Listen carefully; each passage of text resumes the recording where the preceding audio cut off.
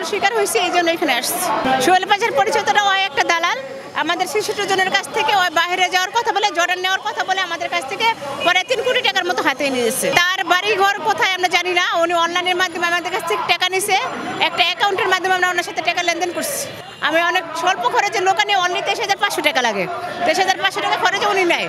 তো আমরা জর্ডান আগে থেকেছি, আমরা পুরান লোক, এই জন্য উনি বলতেছে পুরান লোক বয়সাল আমাদের নেয় না, উনি পুরান লোক নিতে পারে, এই জন্য আমরা ওনার কাছ থেকে অল্প টাকার ভিতরে যাওয়ার চেষ্টা করছি। ওনার তো বাংলাদেশে অফিস নাই, ওনার অফিস হলো গিয়ে জর্ডান, উনি থাকেও জর্ডান, আমরা এটাই জানি। কিন্তু ওনার সাথে এমনি আমাদের দেখা সাক্ষাৎ হয় নাই, অনলি মানে ভিডিও কলে কথা হইতো মাঝে মাঝে। হ্যাঁ, টাকা দিয়ে দিছি, মানে উনি কি বলবো, ওনার কথা অনেক যে উনি মানুষের মনের ভিতরে ঢুকে যায়, উনি আমাদের কাছ থেকে সবার কাছ থেকে ধাপে টাকা নিয়েছে। আমরা তো বাংলাদেশে আছি, উনি আমাদের বলছে যে উনি জর্ডান অবস্থান আছে, ওনার অফিস জর্ডান, উনি ৬-৭টা অফিসের প্রতিনিধি, উনি লোক নিতে পারে, এই জন্য ওনার সাথে আমরা টাকা লেনদেন করছি।